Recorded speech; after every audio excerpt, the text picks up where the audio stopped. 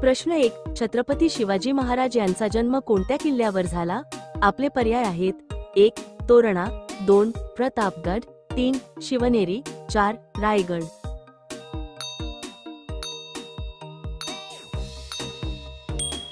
आपले बरोबर उत्तर आहे पर्याय क्रमांक 3. शिवनेरी. प्रश्न 2. छत्रपती शिवाजी महाराजांनी किती किल्ले जिंकले होते? आपले पर्याय आहेत: 1. 360, 2. 320, 3. 350, 4. 280.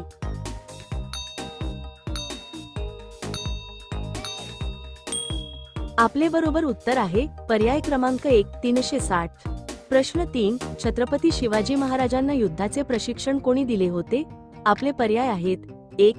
दादोजी कोंडदेव, 2. सईबाई, 3. शहाजीराजे, 4. छत्रपती संभाजीराजे.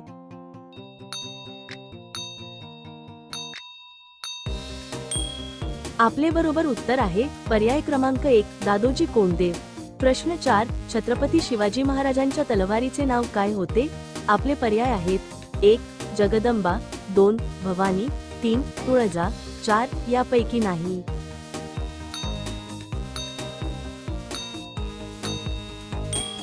आपले बरोबर उत्तर आहे पर्याय क्रमांक 2. भवानी.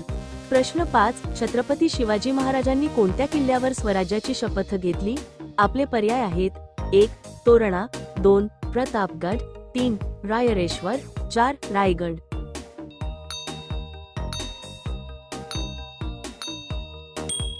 आपले बरोबर उत्तर आहे पर्याय क्रमांक 3. रायरेश्वर. प्रश्न 6. छत्रपती शिवरायांनी स्वराज्याची स्थापना कोणाच्या काळात केली? आपले पर्याय आहेत: 1. जयसिंग, 2. आदिलशाह, 3. औरंगजेब, 4. यापैकी नाही.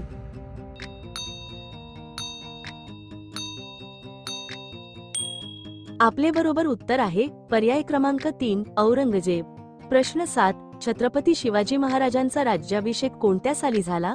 आपले पर्याय आहेत: 1. 1674, 2. 1664, 3. 1667, 4. 1680.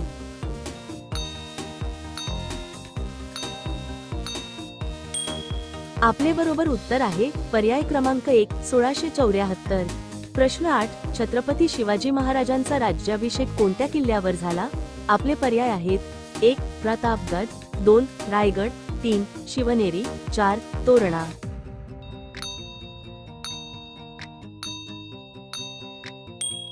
आपले बरोबर उत्तर आहे पर्याय क्रमांक 2. रायगड. प्रश्न 9. छत्रपती शिवाजी महाराज यांना एकूण किती पत्नी होत्या? आपले पर्याय आहेत: 1. 7, 2. 3. 3. 8, 4. 2.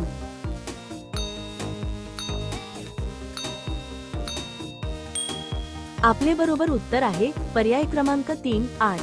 प्रश्न 10. शहाजीराजे मालोजीराजे भोसले हे शिवरायांचे कोण होते? आपले पर्याय आहेत: 1. भाऊ, 2. पुतण्या, 3. आजोबा, 4. वडील.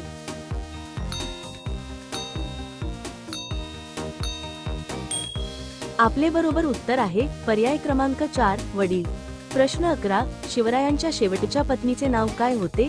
आपले पर्याय आहेत: 1. लक्ष्मीबाई, 2. सोयराबाई, 3. सईबाई, 4. पुतळाबाई.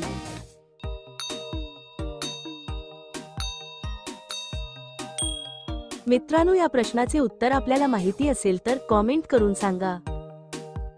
मित्रांनो, अशा प्रश्नांचा अभ्यास करण्यासाठी आपल्या चॅनेलला सबस्क्राईब करा आणि बेल आयकॉन ऑन करा. धन्यवाद.